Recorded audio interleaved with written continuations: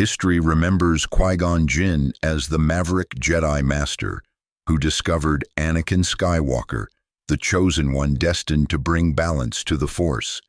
The official records paint him as a noble, if rebellious figure who died at the hands of Darth Maul on Naboo.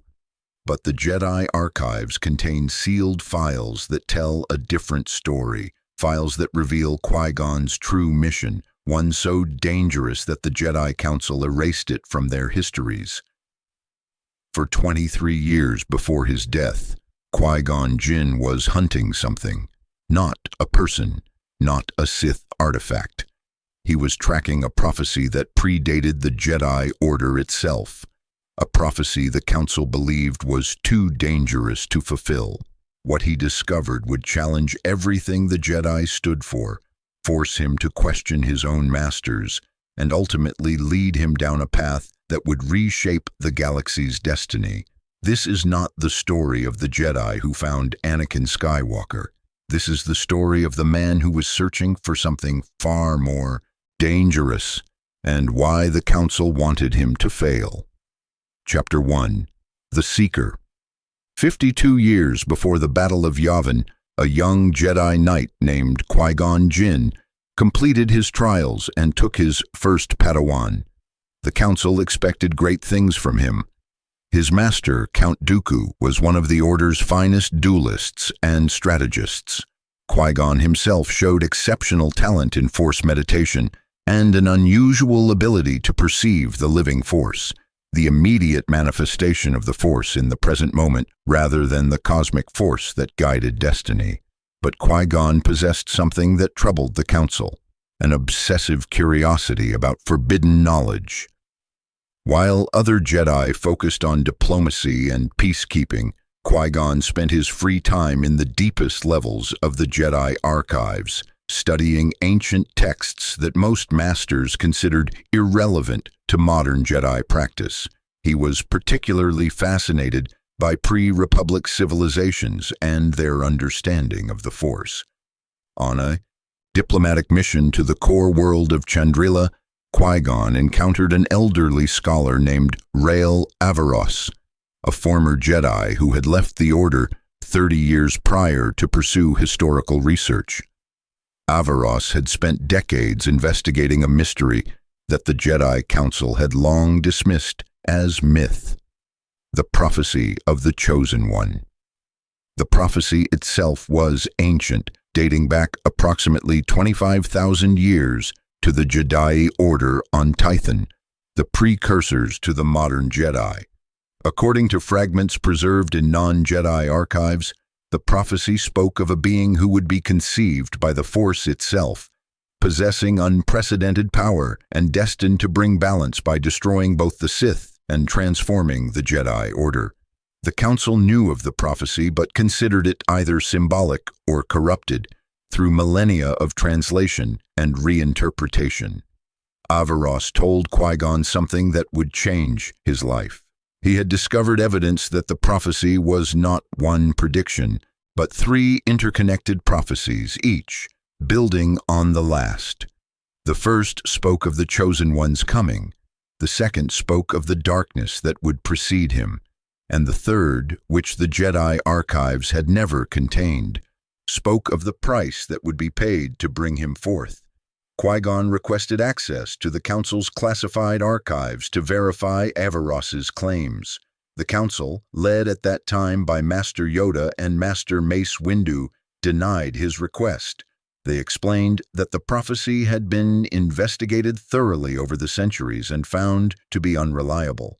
The matter was considered closed. Pursuing it further would be a waste of the Order's resources, but Qui-Gon could not let it go. He believed the Council was wrong, not out of arrogance, but because of what he felt through the Force. The living Force was showing him something, guiding him toward this mystery.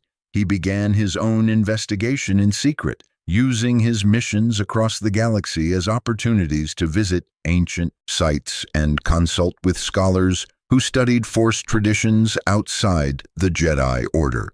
His master, Count Dooku, noticed the change in his former Padawan. Dooku himself harbored doubts about the Council's wisdom and approved of Qui-Gon's independent thinking, to a point. He warned Qui-Gon that pursuing forbidden knowledge had ended the careers of greater Jedi than him, but he also gave him a gift: access to Dooku's private collection of ancient texts, materials the Council would never have permitted in the temple. Among those texts, Qui-Gon found references to something called the Wellspring of Life, a mythical location in the galaxy where the Force itself originated, where life was born from pure Force energy. According to the fragments, the wellspring was connected to the prophecy. The Chosen One would not simply appear randomly. He would be created, conceived by the Force through a specific mechanism that required the wellspring's power to activate. Qui-Gon realized that if he could find the wellspring, he could understand how the prophecy would manifest. Perhaps he could even help bring it about, or prevent it if the Council was right that the prophecy was too dangerous to fulfill. He made a decision that would define the rest of his life. He would find the wellspring of life, no matter how long it took, and he would do so without the Council's knowledge or permission. Chapter 2: The Search begins. For the next 15 years, Qui-Gon Jinn pursued his secret mission while maintaining his duties as a Jedi Master. He trained Padawans, completed diplomatic assignments, and served the Republic exactly as the Council expected. But every free moment was dedicated to his search. The investigation led him across the galaxy to dozens of worlds. He visited Tython, the ancient homeworld of the Jedi, now abandoned and shrouded in storms. He explored Ossus before its devastation, studying the great library's collection of Force-sensitive manuscripts. He traveled to Korriban, the Sith homeworld, disguised as a tomb raider to investigate whether Sith lords had knowledge of the wellspring. Each location provided fragments of information. The wellspring was real, not myth. It existed in a region of space that predated the Republic's founding, in an area now considered part of the unknown regions. Access to it had been sealed thousands of years ago by an ancient Force-using civilization that recognized its power was too dangerous to leave accessible. Qui-Gon also discovered something that troubled him deeply. The wellspring's power to create life was not unlimited. It required a catalyst, a specific set of circumstances that had not occurred in over 20,000 years. The last time it had been used to create a Force-sensitive being, that being had become one of the most powerful Sith lords in galactic history, nearly destroying civilization itself. The Jedi Council, he realized, had not simply dismissed the prophecy as myth. They had actively suppressed it because they knew it was real and feared its implications. A being created by the Force could go either way, toward absolute light or absolute darkness. The risk was too great, but Qui-Gon's research revealed something the Council did not know. The prophecy included a safeguard. The Chosen One would only manifest if the galaxy itself was in existential danger, if the balance of the Force had tilted so far toward darkness that only a Force-created intervention could restore it.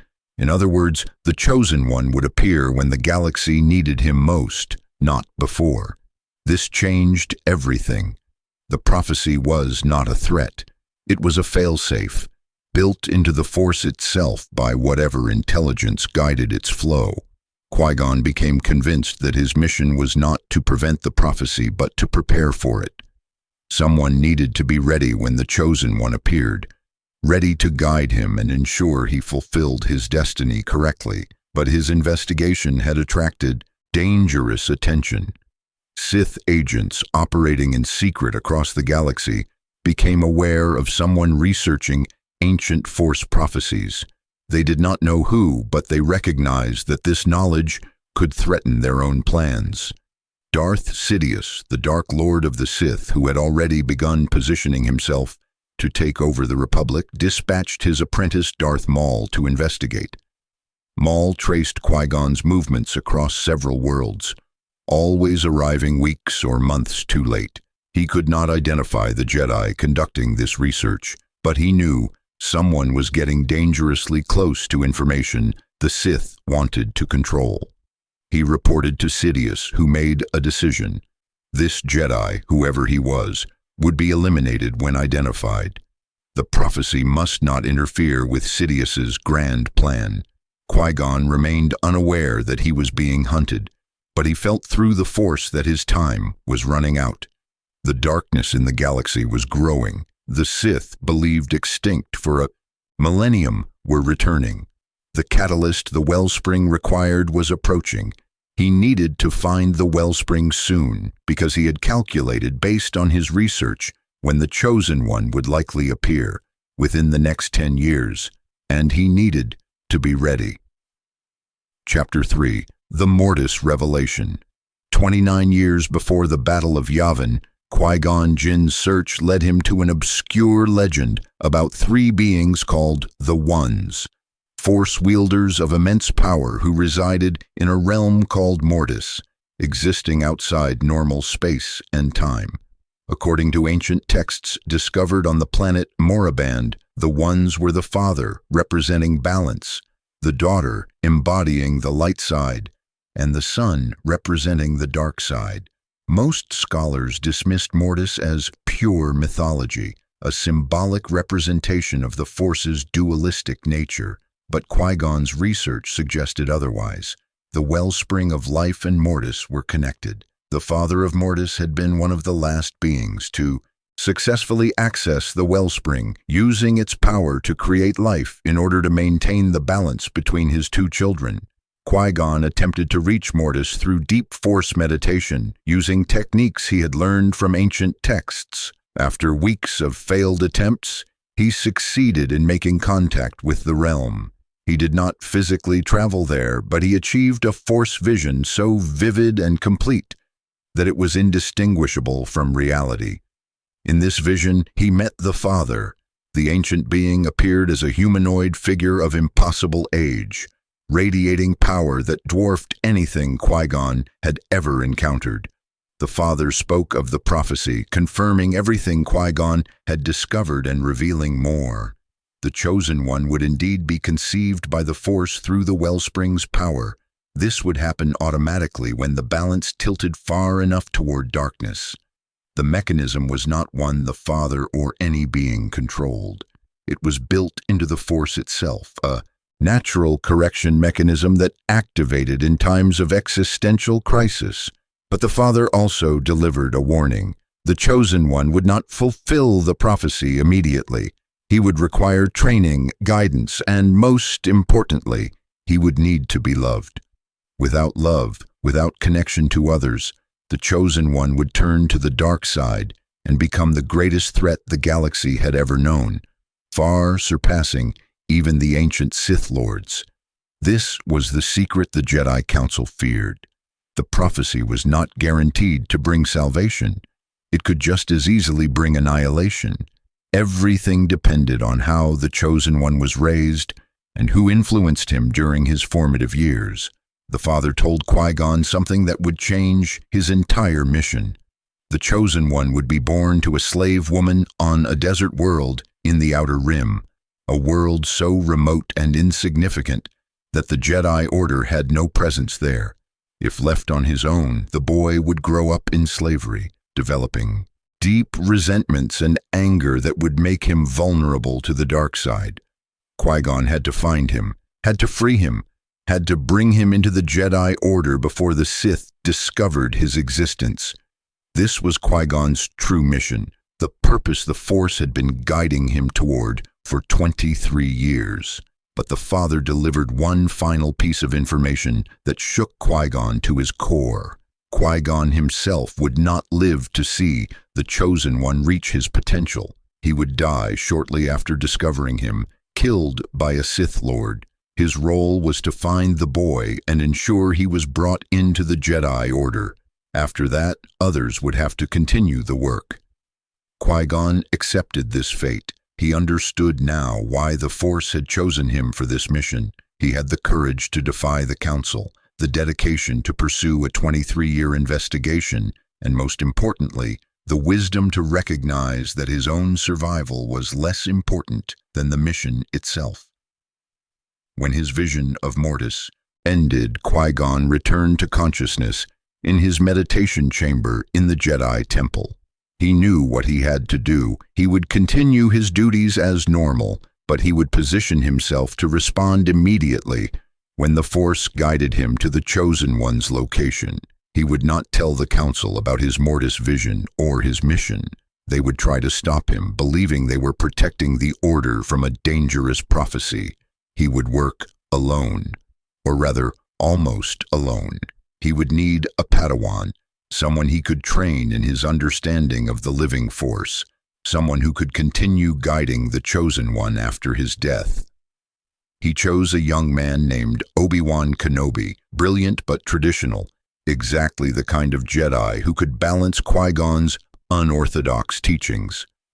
For the next 6 years, Qui-Gon prepared. He studied everything he could about slave conditions in the Outer Rim, focusing on Tatooine, the desert world the father had mentioned. He monitored reports from that sector, and he waited for the Force to give him the sign. Chapter 4, The Convergence. 32 years before the Battle of Yavin, the sign finally came. A political crisis erupted on Naboo, with the Trade Federation blockading the peaceful planet. The Supreme Chancellor dispatched 2 Jedi to investigate, Qui-Gon Jinn and his Padawan Obi-Wan Kenobi. To anyone else, this seemed like a routine diplomatic mission, but Qui-Gon felt through the Force that this was the moment. The convergence he had been preparing for was beginning. The blockade of Naboo was not just a political dispute, it was part of the Sith's grand plan, and it would lead him directly to the Chosen One. When the Trade Federation betrayed the negotiations and attacked, Qui-Gon and Obi-Wan escaped to Naboo's surface. There they rescued Queen Amidala and attempted to flee the planet, but their ship was damaged and required repairs, forcing them to land on the nearest habitable world, Tatooine. The Force had guided them exactly where Qui-Gon needed to be. In the desert spaceport of Mos Espa, while searching for parts to repair their ship, Qui-Gon encountered a young slave boy named Anakin Skywalker. The moment he met the child, Qui-Gon knew this was the Chosen One. 9 years old, already demonstrating extraordinary Force sensitivity, and living in exactly the circumstances the father had described. Qui-Gon tested the boy's Force potential and discovered his midi-chlorian count was over 20,000 per cell, higher than any Jedi in recorded history, even higher than Master Yoda. This was impossible through natural means. The boy had been conceived without a father. His mother, Shmi Skywalker, told Qui-Gon that there was no father. Anakin had simply appeared in her womb. This was the proof. Anakin had been created by the Force through the wellspring's power, exactly as the prophecy predicted. But Qui-Gon faced a terrible dilemma. The boy was 9 years old, far too old to begin Jedi training, according to the Order's rules. The Council would almost certainly reject him, fearing he was too old to be properly indoctrinated into Jedi discipline. Qui-Gon made a decision that would echo through history. He would free Anakin from slavery through a bet on a dangerous pod race, bring him before the Council, and demand they make an exception. If they refused, Qui-Gon would train the boy anyway, even if it meant leaving the Order. The pod race succeeded. Anakin won his freedom. Qui-Gon took him from Tatooine, leaving his mother behind out of necessity. He knew this separation would cause Anakin pain, but he believed the Jedi Order would help the boy process that loss and channel it into something positive. He was wrong about that, but he did not live long enough to realize his mistake. Chapter 5. The Council's Refusal. When Qui-Gon presented Anakin to the Jedi Council on Coruscant, he expected resistance but believed he could overcome it. He had spent 23 years preparing for this moment. He understood the prophecy better than any living Jedi. He knew what was at stake. The council tested Anakin and confirmed his extraordinary force sensitivity. They recognized his potential but saw danger in equal measure. Yoda sensed fear in the boy, fear of losing his mother, fear of the future, fear that led to anger. Mace Windu argued that the boy was too old, that his emotional attachments were already formed, that training him would be dangerous. Qui-Gon presented his argument. The prophecy was real. This child was conceived by the Force itself. He was the chosen one destined to bring balance. The council had a responsibility to train him, regardless of the risks. Refusing to do so would leave him vulnerable to the Sith, who would certainly try to corrupt him if they discovered his existence. Master Yoda acknowledged that Anakin might be the chosen one, but he also stated that prophecies were difficult to interpret. Balance could mean many things. Perhaps balance meant destroying both Jedi and Sith, leaving the galaxy with neither. Perhaps the prophecy was not a blessing but a warning. The council voted they would not train Anakin Skywalker. The risk was too great. The boy would be sent to the agricultural corps or returned to his mother. Qui-Gon could not train him as his Padawan because Qui-Gon already had a Padawan, Obi-Wan Kenobi. Qui-Gon made a declaration that shocked the council. He would take Anakin as his Padawan anyway. He would release Obi-Wan from his apprenticeship, promoting him to knighthood early. The boy would be trained whether the council approved or not. This was unprecedented defiance. The council could have expelled Qui-Gon for such disobedience. But before they could make a decision, the Queen of Naboo requested Jedi assistance in liberating her planet from the Trade Federation occupation. The council approved the mission and told Qui-Gon they would decide Anakin's fate after the Naboo crisis was resolved. Qui-Gon knew what this meant. He had run out of time. The father's prophecy was about to be fulfilled. He would go to Naboo, help liberate the planet, and in doing so encounter the Sith Lord who would kill him. He accepted this, but he made preparations. He spoke with Obi-Wan privately, telling him things he had never shared before. He explained his belief that Anakin was the chosen one. He made Obi-Wan promise that if anything happened to him, Obi-Wan would train the boy no matter what the council said. He told Obi-Wan to remember that Anakin would need love and attachment, not just discipline. The boy had already lost one family. The Jedi had to become his new family, or he would fall to darkness. Obi-Wan did not fully understand, but he promised. Chapter 6. The Duel of the Fates.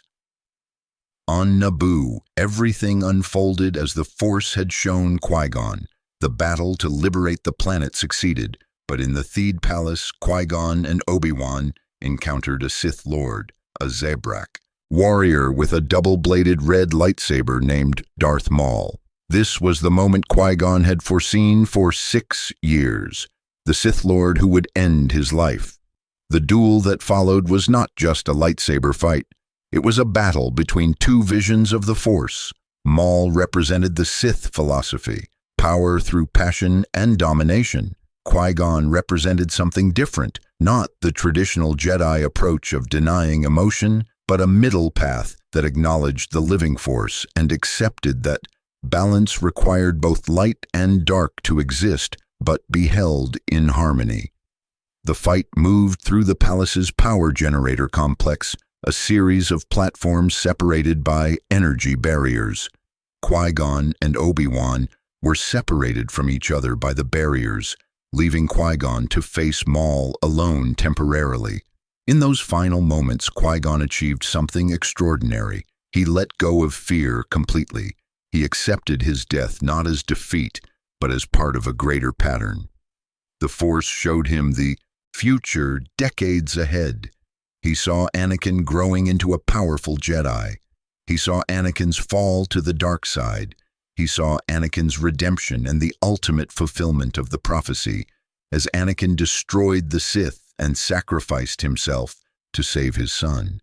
The prophecy would be fulfilled. not the way anyone expected, not through simple heroism, but through tragedy, suffering, redemption, and sacrifice. Anakin would bring balance by walking both paths, light and dark, and finally choosing the light at the moment it mattered most. Qui-Gon's death was necessary to set these events in motion. If he had lived, the Council might have listened to him and trained Anakin differently, but the prophecy required Anakin to suffer, to fall, to experience darkness, so that his ultimate redemption would be meaningful and complete. Darth Maul struck Qui-Gon Jinn down with a lightsaber thrust through the chest. As Qui-Gon fell, dying, he watched Obi-Wan defeat Maul in a fury-driven counterattack. His Padawan rushed to his side as life faded. With his last breath, Qui-Gon made Obi-Wan promise again to train Anakin. Obi-Wan, grief-stricken and angry, swore he would. The Council had refused to train the boy, but Obi-Wan would defy them if necessary. He would honor his master's dying wish. Qui-Gon closed his eyes and became one with the Force, but his journey did not end there. Chapter 7, Beyond Death. What the Jedi did not know was that Qui-Gon Jinn had accomplished something no Jedi in 1,000 generations had achieved. Through his understanding of the living Force and his years studying ancient techniques, he had learned the secret of consciousness after death. Not as a Force ghost immediately, but as a voice preserved within the Force itself. During his final years, Qui-Gon had been guided toward this knowledge by the Force itself. The father of Mortis had shown him fragments of the technique. Qui-Gon had spent months meditating, preparing his consciousness, training himself to maintain his identity even after physical death. When his body died, his consciousness remained, bound to the Force, not to the physical world. He could not manifest as a visible apparition yet. That would require further development. But he could communicate with certain Jedi who were strong in the living Force, particularly Master Yoda.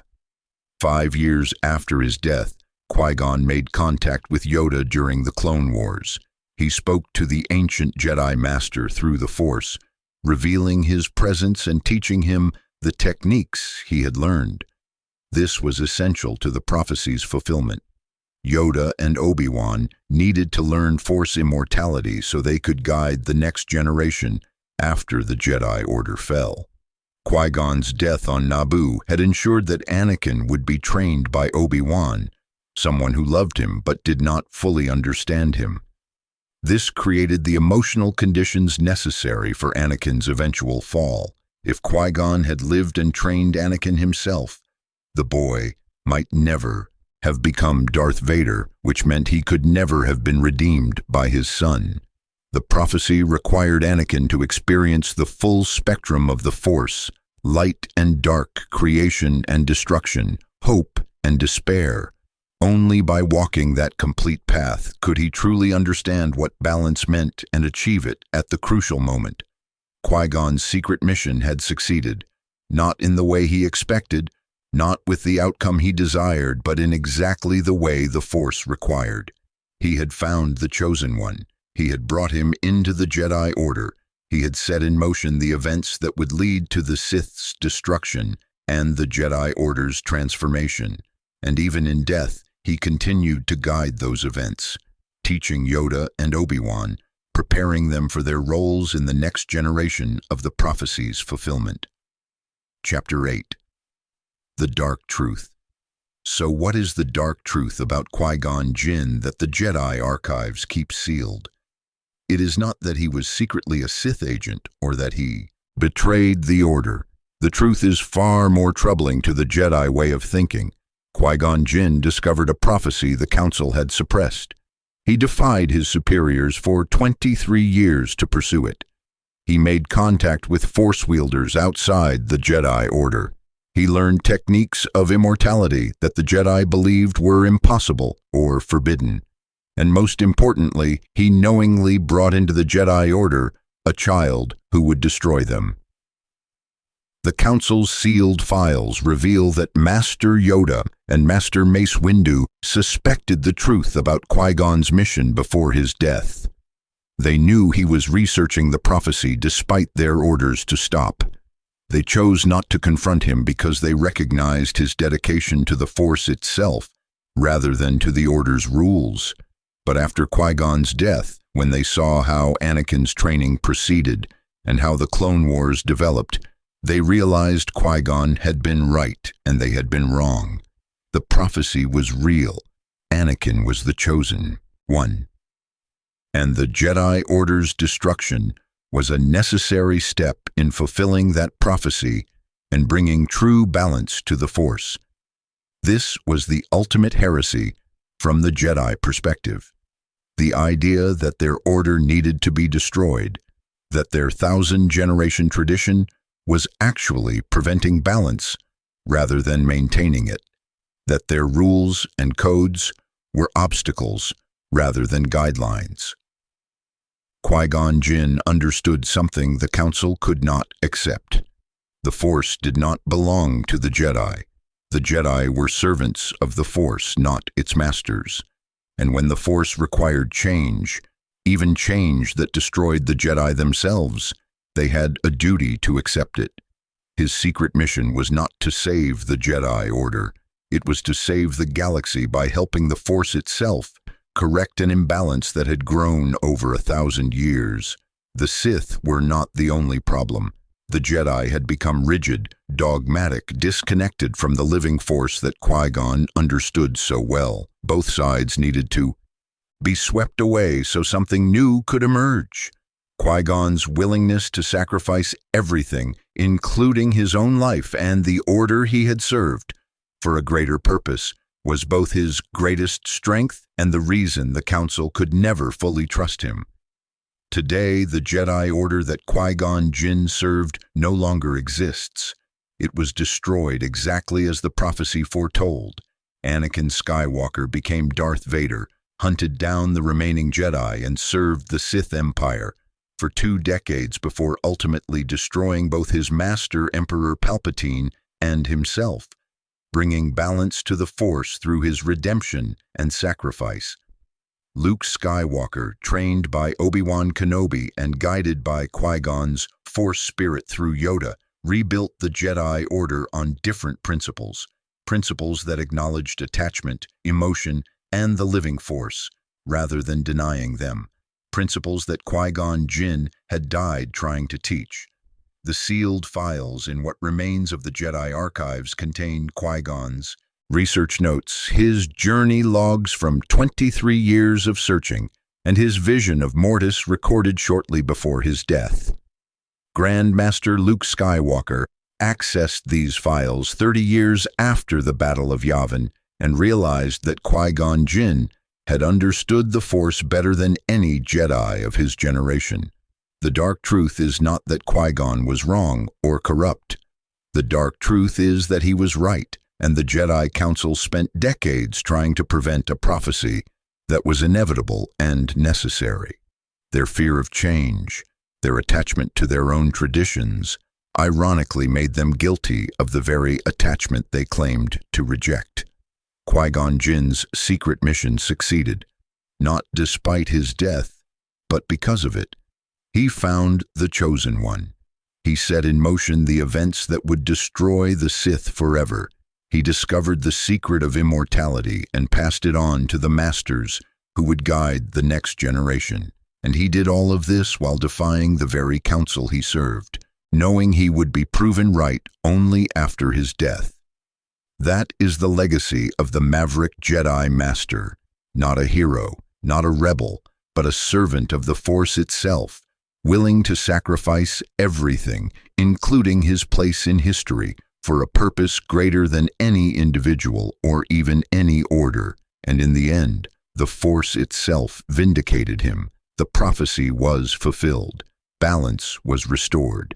And Qui-Gon Jinn, the Jedi who the Council never fully trusted, became the bridge between the old order and the new. The teacher who showed that true wisdom sometimes means accepting that everything you know must die so that something better can be born.